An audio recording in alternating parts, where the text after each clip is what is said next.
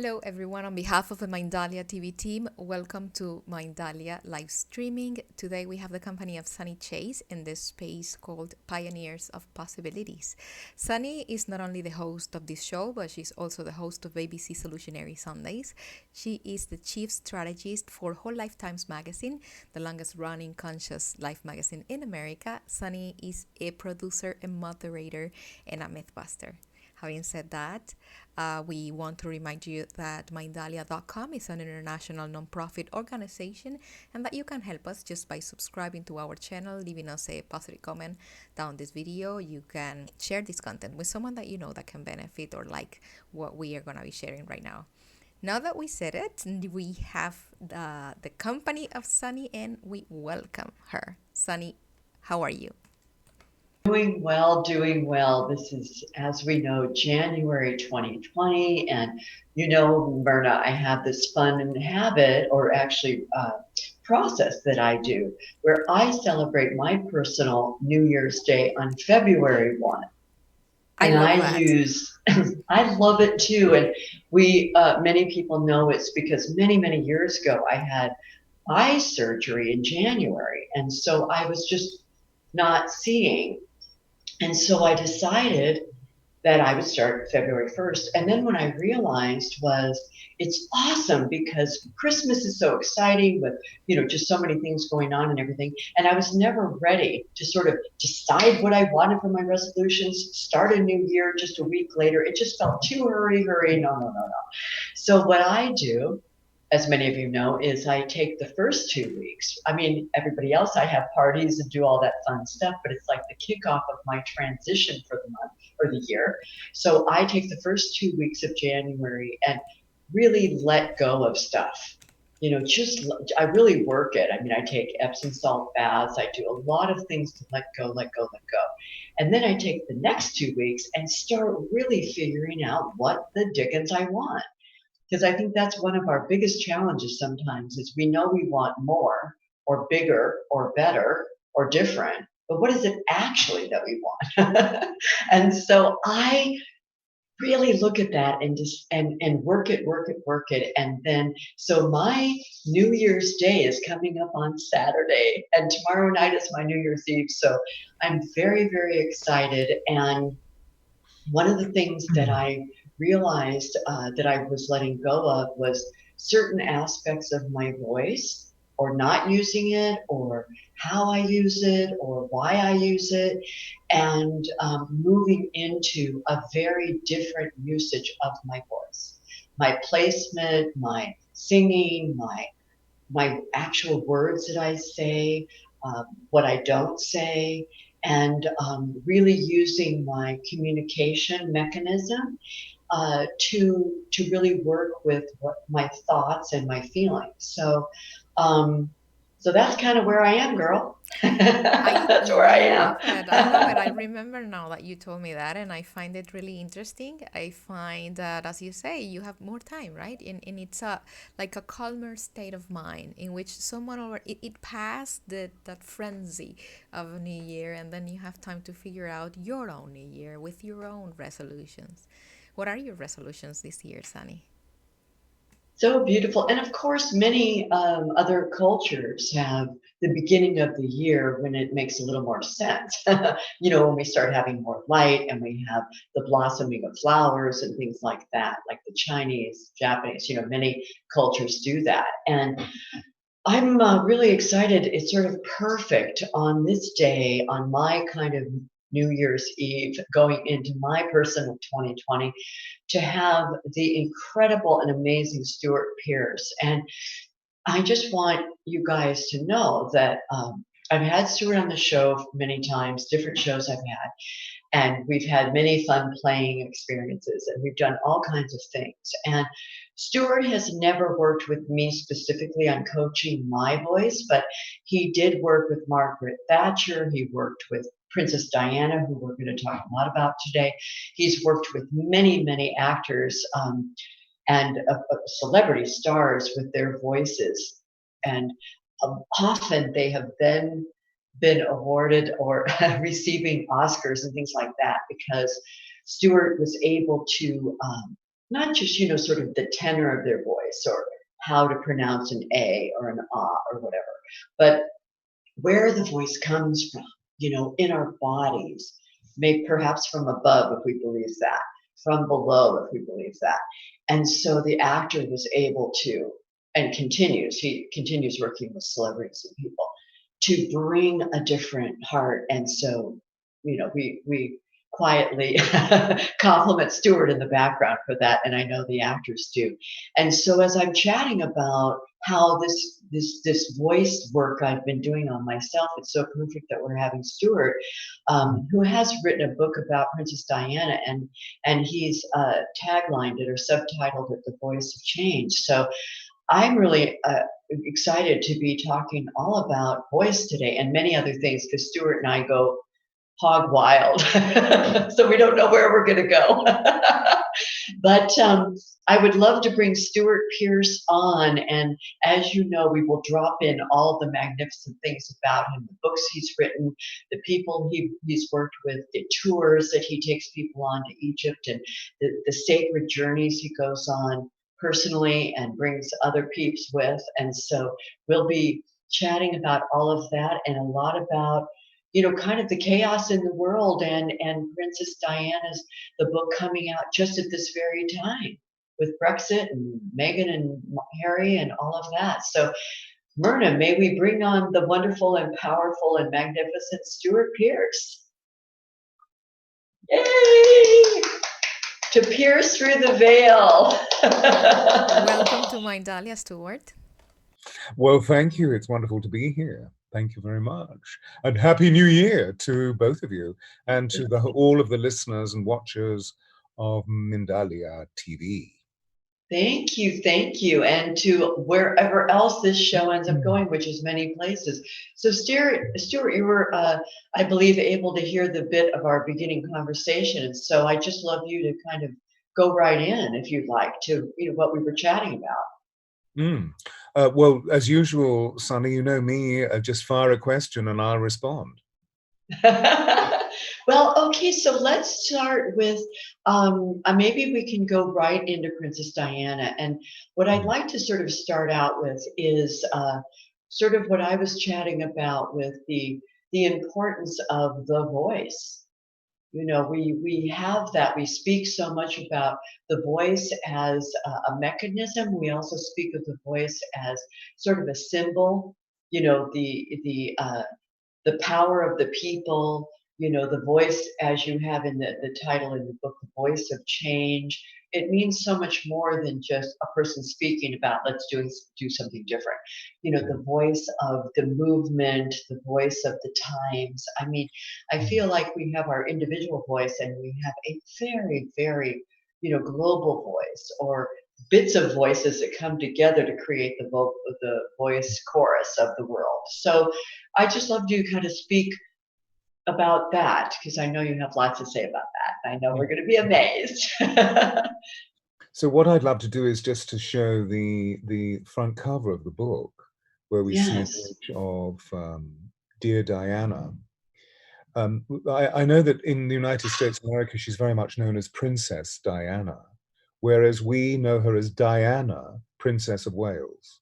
And that was to do with the strategy used by the British royal family when Diana claimed her emancipation from establishment by divorcing Prince Charles.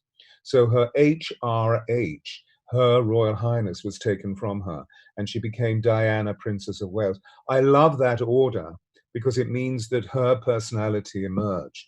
So the title of the book is Diana, the Voice of Change, not Diana hyphen the Voice of Change. It's Diana, the Voice of Change, because I believe that that's what she was, in the sense of the fact that she was a social instrument, a cipher by which a very remarkable energy was recognized, demonstrated, and indeed experienced by 5.9 billion people who were awakened at the time of her death. That's the official record, which, as we know, was 22 years ago.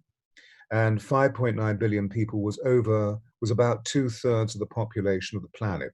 We know that we're 7.5 billion people now, 22 years later, but actually then we're talking about vast hordes of people, vast swathes of people that were awakened in an extraordinary way by the emission of a great sound, which appeared to be silent, from Diana, but in all of us was an awakened scream or cry or yell about the pain that we were experiencing as she passed, which released an immense wave of energy that I believe, I write about it in the book, was Shakti, the archetypal energy of the Divine Mother that was awakened. That when very specific people who are called to unique destiny, those I refer to as being anointed ones, anointed by destiny, not necessarily by establishment. And when they move through a huge rite of passage, as she did, that there is this awakening consciousness within all of us.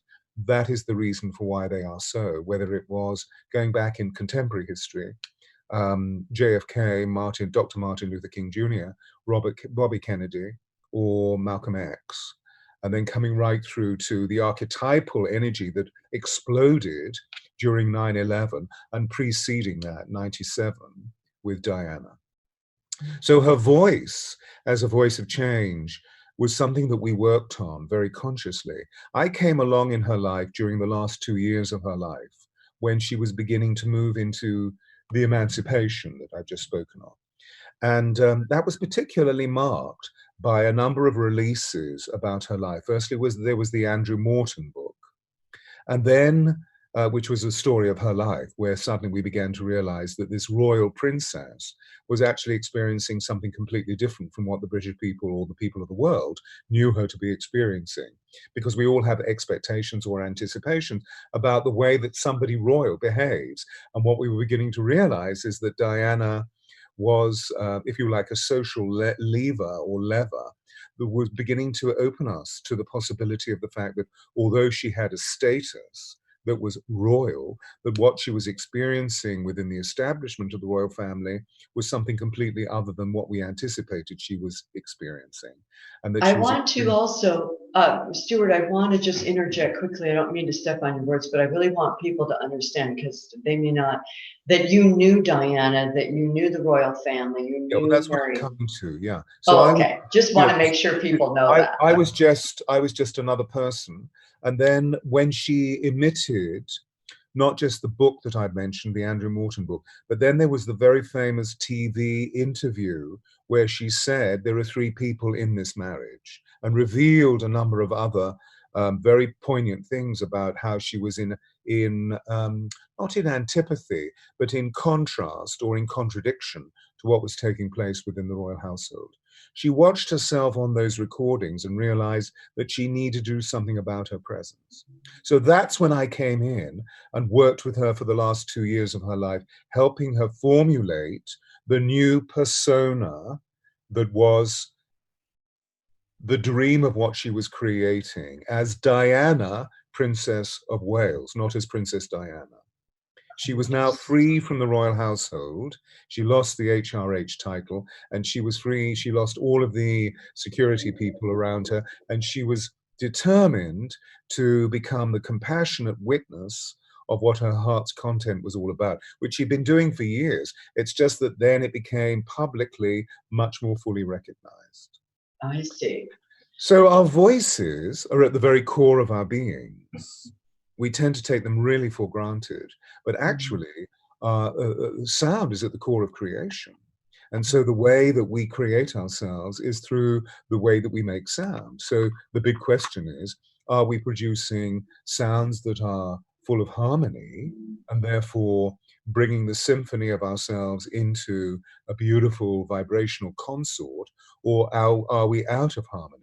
And of course, as we know, we all know, there are certain sounds that are out of harmony, and there are certain sounds that are in harmony. I mean, for example, if I sat here and did this, I think you probably think that I was shouting, and in a moment you want me. So I won't do that. I'm going to do that. And suddenly something shifts where I feel as though I'm relaxed and I'm centered and I'm grounded. But as you were saying at the beginning, introducing me, that what it feels like is that I'm speaking soul talk. If words arise from the heart, they enter the heart. If words arise from the tongue alone, they don't pass beyond the ears. Except what's interesting is that this has become the currency of the Western world because we're all fixated in doing. So of course we make sounds that come from the doing center as opposed to finding our voices coming from a feeling center. So I'd love to interject right there just for a moment too. Thank you, because as I was starting to say, but I wanted to say to you that working with you and having you on, not working with you, I haven't been coached by you, but chatting with you on the show, I realized that I did used to speak like this a lot, and I really spoke at people, and I really had this like wah wah, kind of thing. And especially because I was a little bit angry about how people were being about the environment. I was a little bit judgmental. I was a little bit fearful. I was a little bit, oh my God, the house is on fire, Chicken Little, the sky is falling energy. And people felt it. And I think when I got into that place, I pushed people away. And it was absolutely not what I wanted to be doing. I was wanting to bring people into my world. I wanted to all of that, change them, which is a completely judgmental place to be coming from anyway. Not acknowledging that all is well, actually.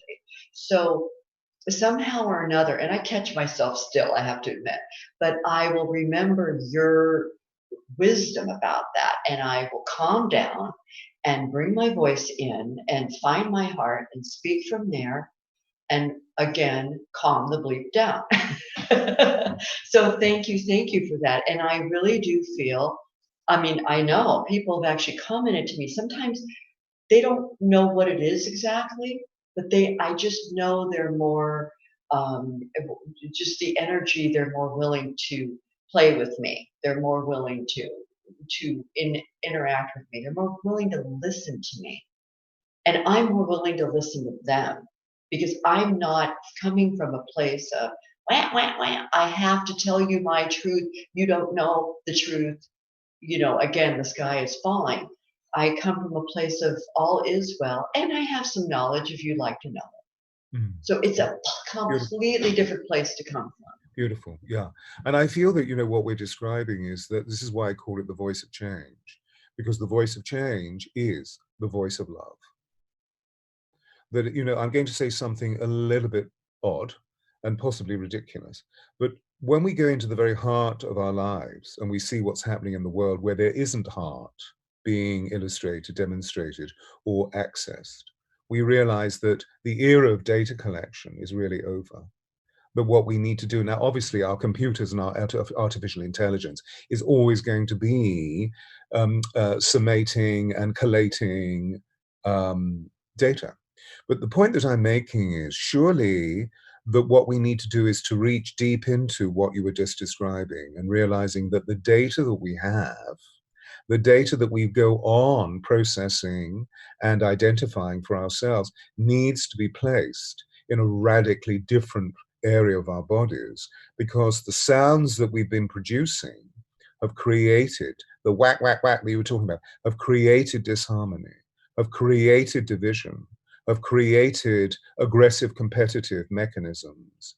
They are no longer serving us, but the only way forward, if we have a planet on which to live, and I'm sorry to bring that in, but as we know, the only way that, because if we don't do something now, in 10 years' time, we won't have a planet to live on.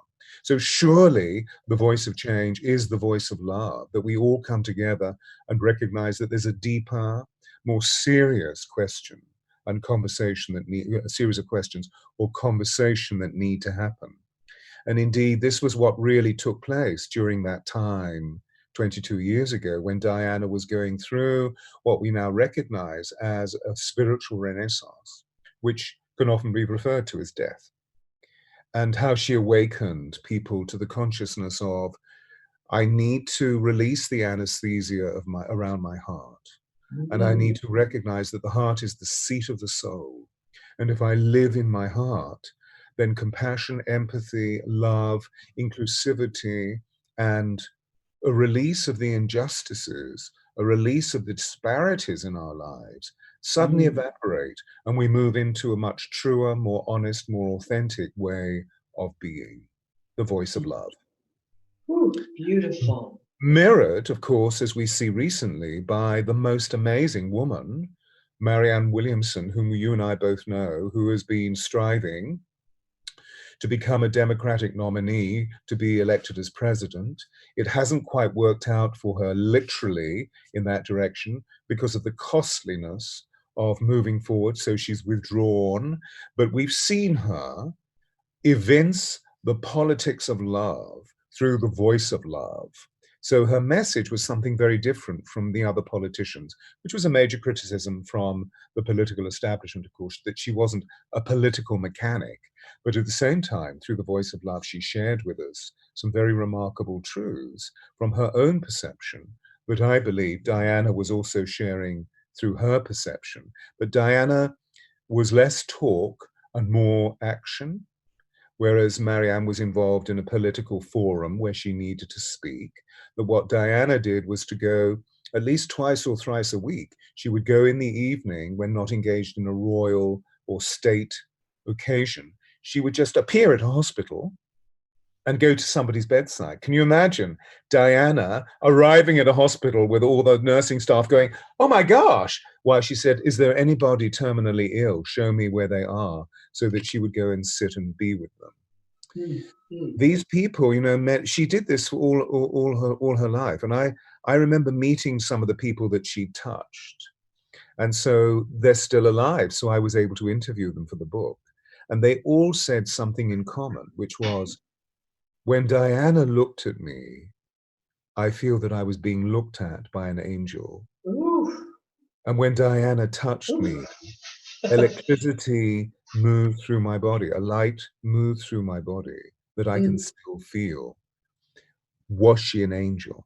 And my answer is, she was beginning to become an angel. I believe now that she is an angel of vast luminosity, aware in a different level of consciousness of what's taking place on planet Earth, and how if we can use her inspiration as a guiding force, as a guiding star, because she was an exemplar of love, that we're onto something really neat. Well, and what was so beautiful about her, you use that example, and of course there's so much that she did that we'll never know, and that was by design. And you, I know, were in experiences with her, with Mother Teresa, and in different places where things were happening that weren't they weren't photographed, they weren't documented. And again, as I say, that was quite by design. And I feel like that is such an example too. That is such an opportunity for us all too, especially because we're so used to doing selfies and this or that and putting them on Instagram and look at me, oh, I did this cool thing. Well, in some ways, when I look at my Instagram feed, I am inspired by things that people are doing. I don't want to demonize that activity. I also just love, though, the idea that we just do stuff. Something's there, we quietly do it, we carry on, and we don't judge that person either. And that was what I think was so beautiful about Diana. I was doing some research I was mentioning to you, I'm doing research on the criminal justice, or as we call it, the criminal injustice system. And there are many different thoughts that have come forward about the judgment that we on the outside may have of those on the inside, and knowing that it's just a barrier, just like the skin of me and the skin of you, and we all know we are one, there is no barrier.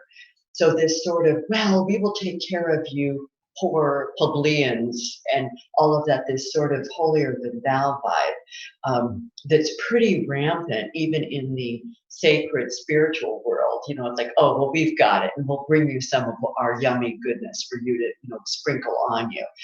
That's something that I feel Diana was the opposite of. And we can all learn from that, I feel, to Yes, just and level that out. this is what she wanted. I mean, you know, what's interesting is that the relationship that I had with her was completely confidential. This was partly my choice because of two basic reasons: that at that time she was living in a circus of activity, and I really didn't see how I could be part of that circus and serve her.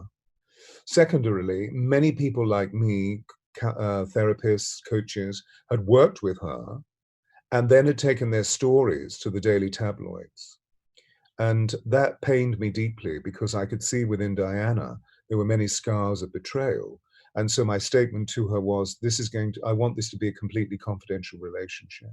I will never come to you at Kensington Palace. You must always come to me. And I lived very, very close by. So she always came in anonymity. You know, it reminds me actually, on another occasion, she would call me on her cell and say, let's go out. And she'd wear a black wig and sunglasses and a headscarf or something, looking like a slightly taller version of Brigitte Bardot in the 1960s. And then we would walk along this, you know, we would just walk along the street. Nobody knew who she was. I mean, she just put her arm through mine. So we looked ostensibly like lovers. And we were just giggling like anything. She was an amazing giggler. Just to feel liberation, just to feel earth, just to feel ordinary. You know, whenever she arrived, she would always say to me, do you have any washing up I can do? Can I do some crockery? Can I wash up some china? Because she just wanted to be real. She often said also, can I iron your shirts? And I said, on that one, no, I can't have you doing that. But I'd have left some teacups if you want to go and wash them up. I haven't put them into the dishwasher. And we would go into the kitchen and just talk. This wonderful, wonderful ordinariness where she would escape the perception of royalty. Because remember, when you live on the inside, it's like looking at the life of J-Lo or looking at the life of Jennifer Aniston or looking at the life of Beyonce or Kim Kardashian.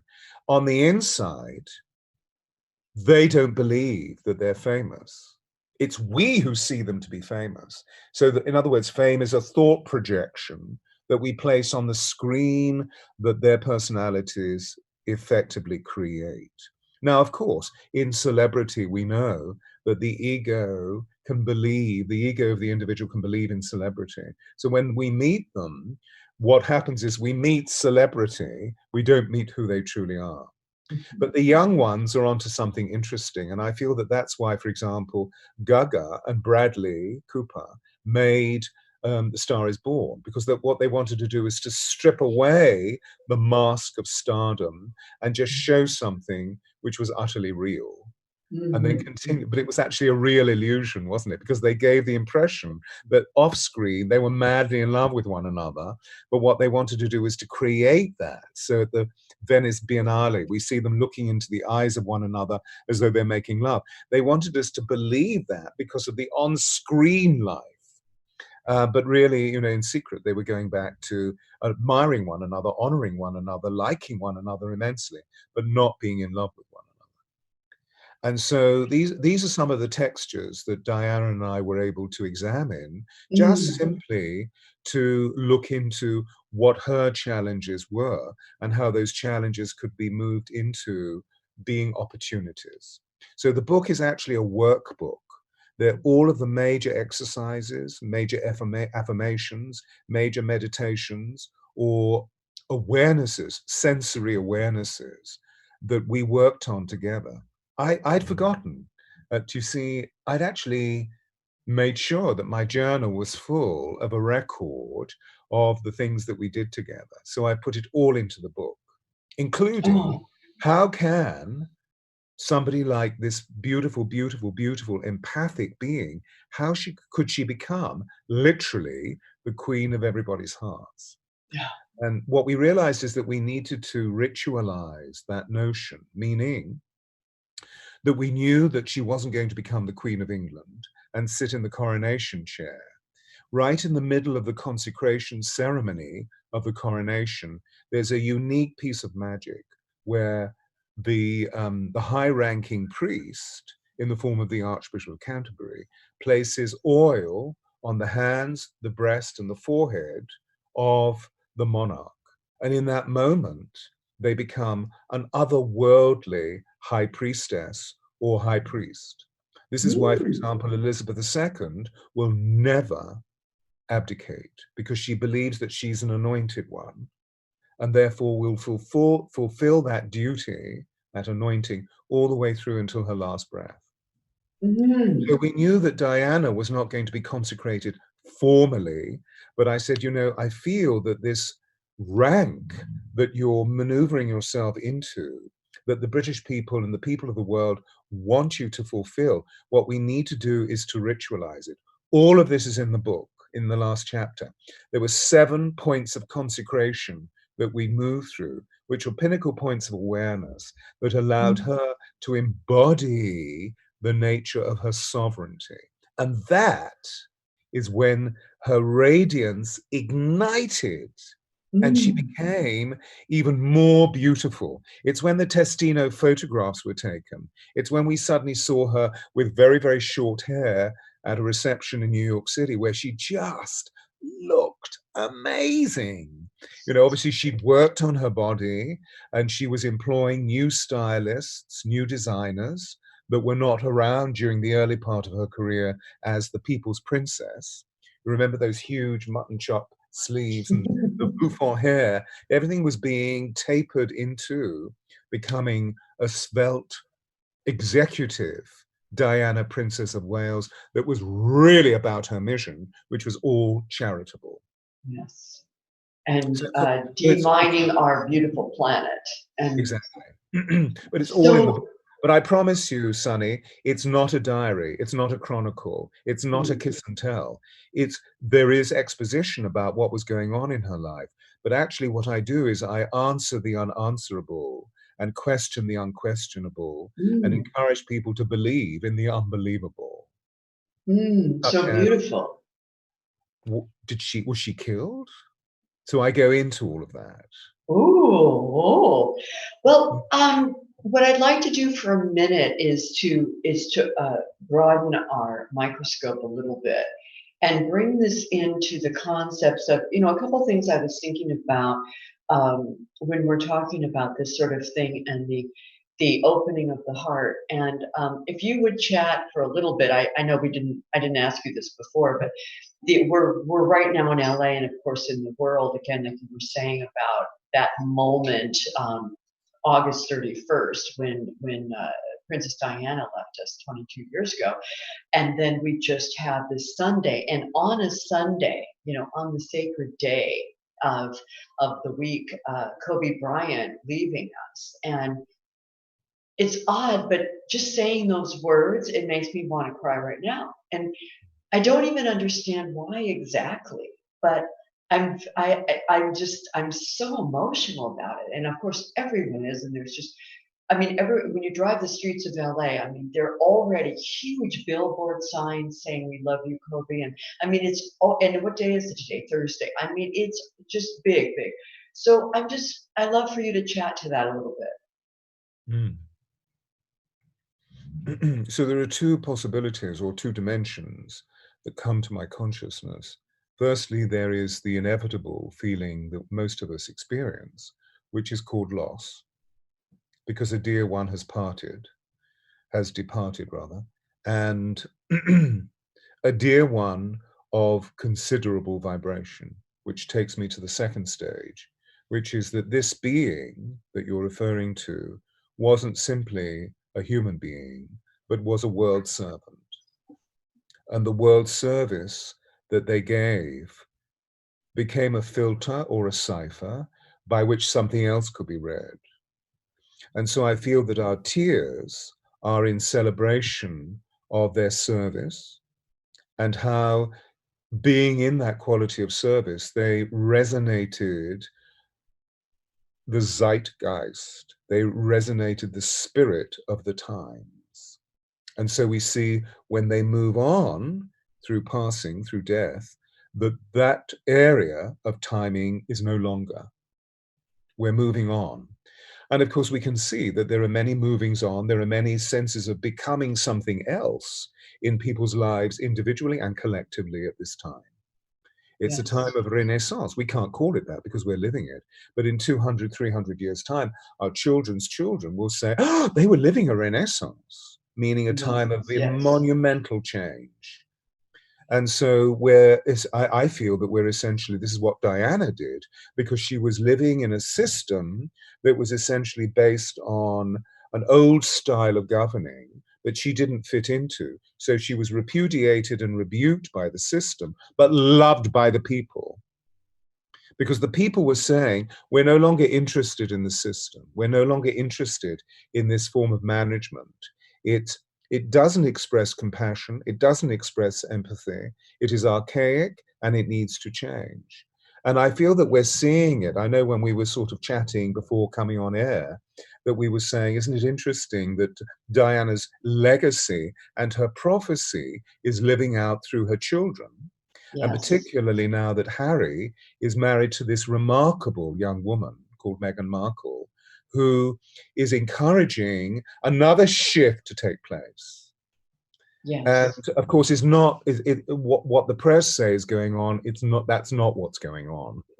It's ridiculous, to say that, for example, the Queen was furious and there had to be a summit conference at Sandringham House where the Queen was because she was aghast at what was taking place. No, what's happening was talked about at the very beginning 2 years ago. Interesting. Well, just imagine Harry going to his grandmama, the Queen of England, and saying, Grandmama, after the protocols are finished, I've fallen in love. You fall in love with whom, my dear? I fall in love with an American actress, divorcee, who has black skin. Wow! Okay, tell me about it. I fall in love and I really want to marry this person. I love her. I love her. I feel that she's my mate. And the Queen said, okay, well, why don't you just keep exploring that love? And if you see that it has longevity, then let's look into what we do when we found someone who we wish we are in love with, we wish to wed. Would you like to? Yeah, I want to marry her. Okay, well, let's just see what happens. So that was, and then I would imagine it's now. Okay, so you're going to get married. So what role are you going to play in the establishment? Well, we would like to be senior members of the royal family and do what has always been done. So they fulfilled that. The difficulty was that the press, not the British people, the British press decided to try and destroy Meghan by creating falsehoods, by vilifying her, and by appearing racist and misogynistic. They've said terrible things about her, just as they said terrible things on occasion about Diana. I mean, I can remember leaving a social situation with Diana when she was alive, like, for example, a famous restaurant that she loved to go to in London's Knightsbridge, which is a very salubrious area. I was there the other day talking to the owner. It's no longer the person that was alive that Diana was in contact with. It's her daughter, about celebrating Diana's birthday and having a wonderful lunch party there with members of, which I'd love to go on to talk about, the members of the Diana Heart Club, which is a club that I want to create for the women of the world. And so what's interesting is that the creative pathway that has developed for Harry and Meghan was not suddenly created. This has been worked on for the better part of 18 months, that there was a possibility that they would be vilified to such an extent that they would want to seek safe haven in another land where they're not vilified. And that happens to be North America or the United States of America. And of course, we know great job opportunities have come to both of them. Harry will be working with Oprah in the new mindfulness project. And there are many, many, many different things that I can't talk about that I know of, from meetings with the chosen. That there are many creative opportunities that Meghan is also going to be involved in. So, again, our creative evolutionary program and the content of the way that we allow crisis equal opportunity is really what the voice of change is all about. The question is, do we open our voices through change to the voice of hatred or to the voice of love? And of course, the Yes. voice of love, it sounds like a clarion call. It's always clear. It's always forthright. It's always about justice. It's always Mm. about compassion and mercy and inclusivity. Mm. It's never about the opposite. Beautiful. One thing I would like to share with people, I mean, many people know this, but I was thinking about, again, voice and how we use it and what we say and what we don't say. And, I remember as a little girl, my mom would always say things like, make sure you say something lovely, which I kind of did naturally, because you just never know. And that ended up being true with her. Uh, and then I think of Kobe Bryant, and I think of the fact that the night before LeBron James passed his title, basically, his royalty. It's as if, in a way, that Kobe Bryant passed the torch to him.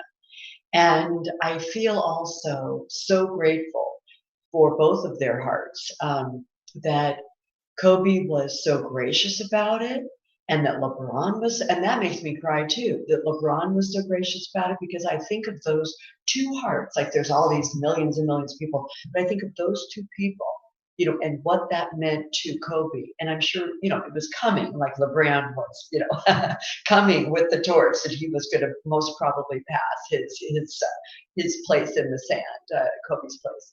And that they had that exchange, and that LeBron was so gracious back. And I think of LeBron's heart and the fact that had he not been, oh my God, that would have eaten at him for the rest of his life. So I think of our opportunities that we have, to be gracious. And again, this is something that you speak of all the time, not as much even in the show, but you speak of it a lot, about how we use our voice for love, really.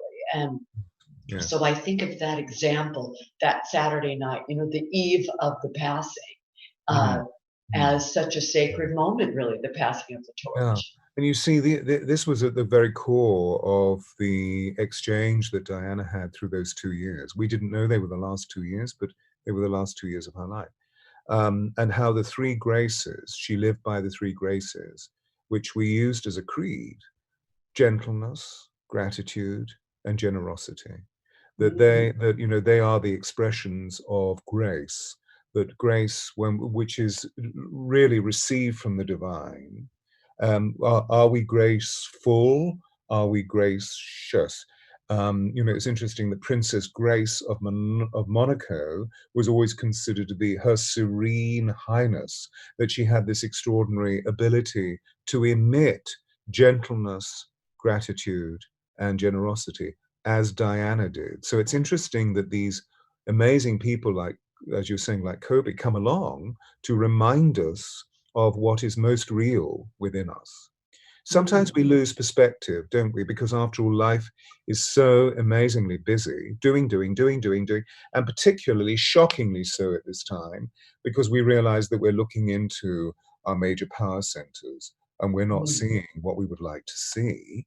And so we're all recognizing the great Gandhi prophecy, which is, be the change you want to see. So rather than criticizing or blaming and accusing, we're looking at insight and resolution, and therefore becoming sovereign to being the master mistress of our own destiny. I know I'm mixing a lot of major precepts, but they come into what Diana lived, which was, do as you would be done by. That if we can all feel, well, if I'm hating to this person, I will receive hatred. If I'm loving to this person, I will receive loving. It's the law of divine compensation. Yes, yes. Oh my gosh. And the fact, the truth that we all need mercy and grace at different points in our life, no matter where we are, no matter how much money we have or this or that.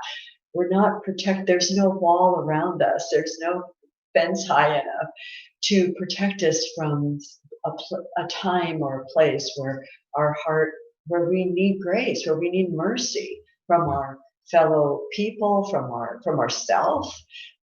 And so I think it's so important to realize that. And in the case of Diana, or any other of the perhaps mythological, uh, uh, how shall I say, beings on this planet that we've created into royalty, um, feeling that they're protected from anything and everything, and then judging is just not the truth. Yeah. And that's what you've been able to experience firsthand with people of the royal land. And that's well, indeed, and yeah, I mean, it really, it was seeded in my childhood because my father worked for the royal family. But what was interesting is so that, seemingly there was a lot of privilege to my existence. We weren't aristos, we were my parents were royal servants, but we had a lot of privilege because in these aristocratic systems, there's a system which is called grace and favor, which is an ancient noble system that goes back through the sands of time, that is referred to as being beneficent patrimony, meaning that if you are of a noble class and a ruler or a potentate on some level, that the people that support your life need to be given due consideration. And so it's treated of grace and favor. So my parents were given a house that they didn't have to pay for.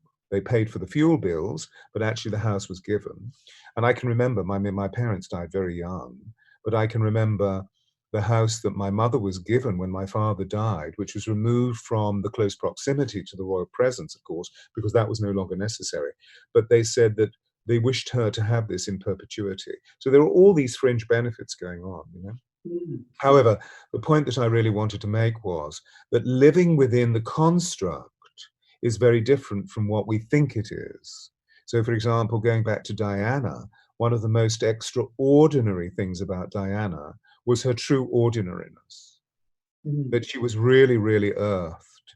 So likewise, the mirroring of this was the way that my mother made sure that my brother and I were brought up in what we call here as state education. So we weren't sent to private schools. We were there with the people of any class so that we could learn what reality is rather than just simply going into a hybrid privileged situation that may not serve us in the totality. My mother wanted us to be part of the university of life. Diana was akin to this. We see it in her boys' conduct, that although they were educated in very special schools, which allowed them to be held in a secure way, what they're now doing is something which is very grassroots. Just let that go by. So sorry, I live in a place of chaos, and in the midst of all this chaos, we have the calmness. So, Myrna, if you want to mute me, you can for a sec, and we'll just let Stewart continue. It's gone now, though, hasn't it? We're okay. Yes. And so I find it interesting that the signal should come, whatever it was, police or ambulance, should come at that time, because we're talking about very alerting, or if you like, quite alarming substances within the context of what our lives are all about.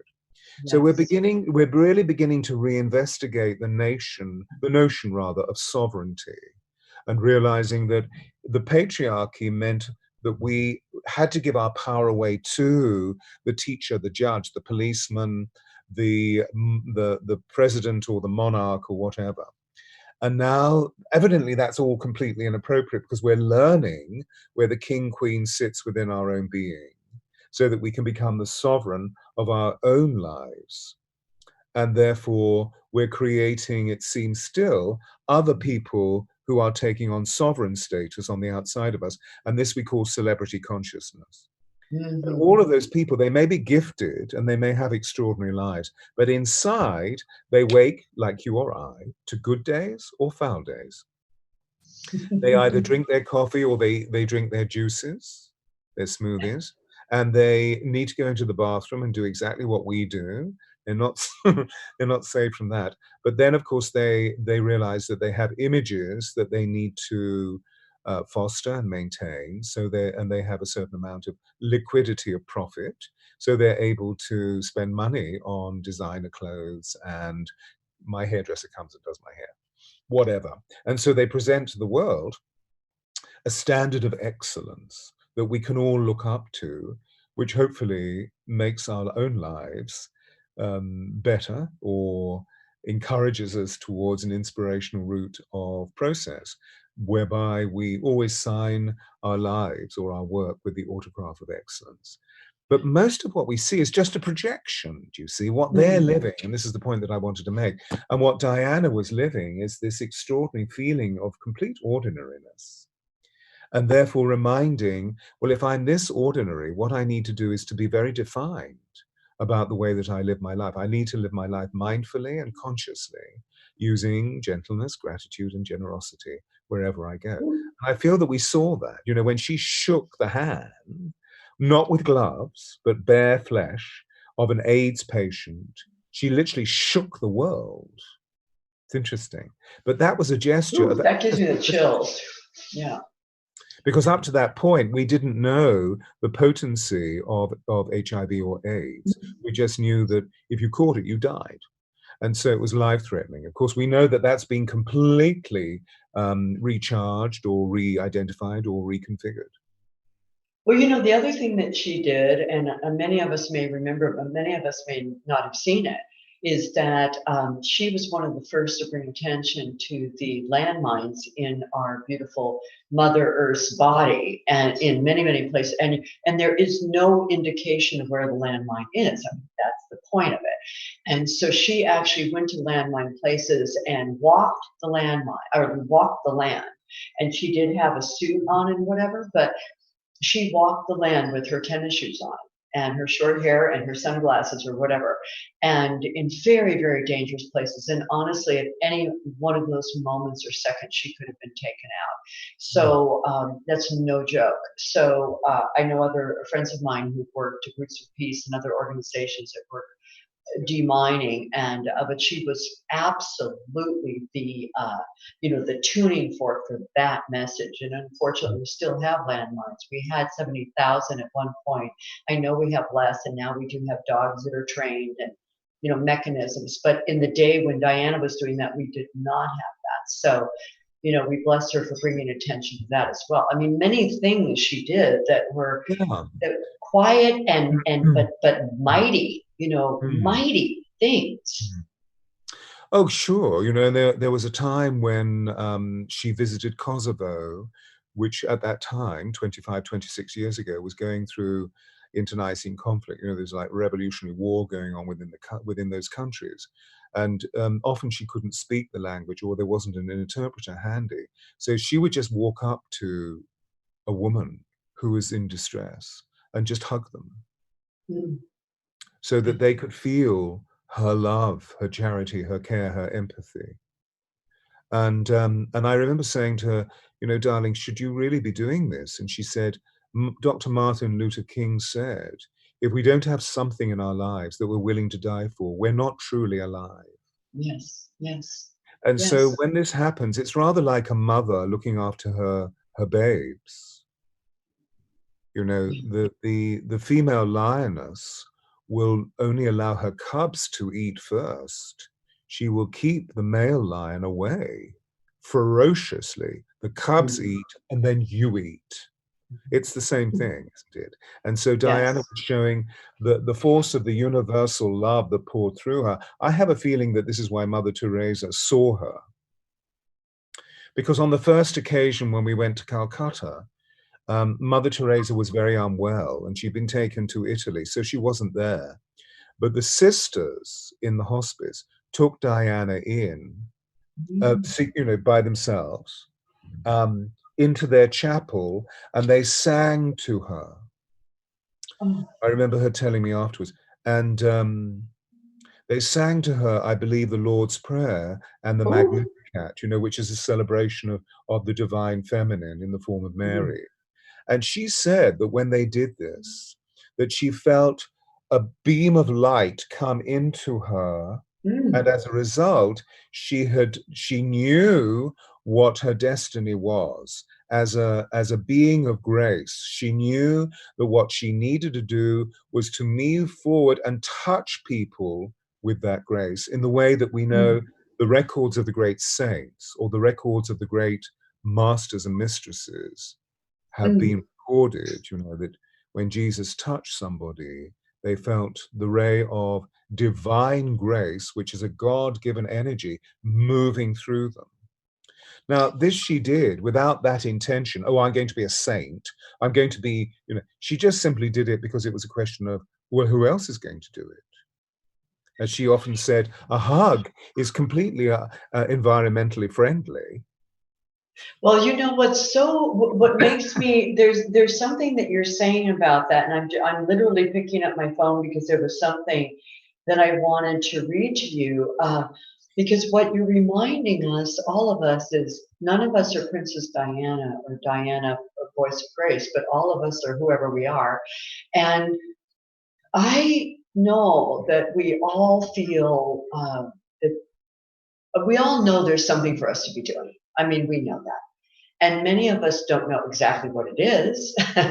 And so again, that's why I say with my fun month of transition, that it's an awesome time to kind of quiet everything else down, give myself a breath and figure it out. And I just know that so many of us wonder, does it make any difference what we're doing actually? And that kind of thing. And I was writing an article for Whole Life Times, and I was really feeling, because it was about the criminal justice system, and I was really feeling scared about it. I wanted to get it right. It's not really my story. But I was given this opportunity to tell the story because I know people who are working on the political part of it and all of that. So I know all the ins and outs. But I still had such a block, kind of like a writer's block. And I was coming up against a deadline and everything. And my sister Debbie, who you met, Stewart, sent me this text from a friend of hers. And it said, she had sent one of my articles, I don't even know which one, to a friend of hers who then sent it to someone who then sent it to someone, that sort of thing. And the text was forwarded to Debbie, and she sent it to me at this moment. And it said, yes, as I was reading Sunny's wisdom, I just received a text from Bill that Anne's breathing has changed, and she may be breathing her last breath, and she may actually be passing away soon. Feeling sad, but happy that this is what I was reading when I heard. And it was just like, okay, I meant to do this. Come on, buck up, pull it together, and get it out there. So, we get these messages maybe from Mother Teresa or the sainted sisters of Calcutta, or we get them from a text. But if we listen, we get them.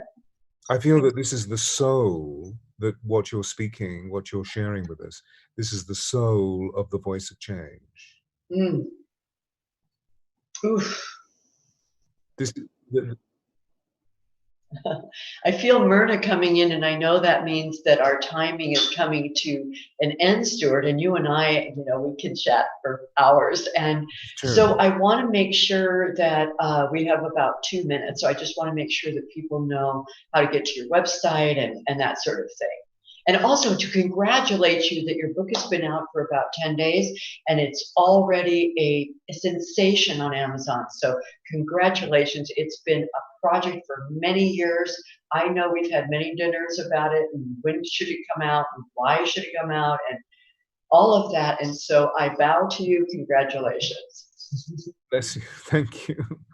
Absolutely. It's wonderful to see how so many people have been interested in the journey that Diana now can take in their lives.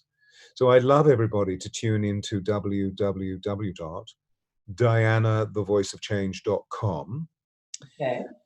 Which introduces the substance of the book, the mission statement of the book, but also two very, very important indicators.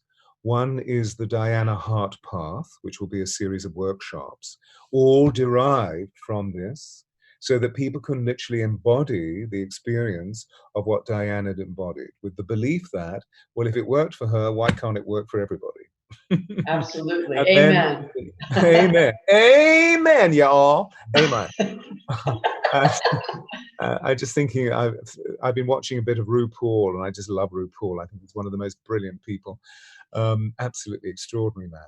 And how right in the core of his work is this profound faith in the divine. And he's all about the heart. But anyway, he's All got all about this going on, but he's all about the heart.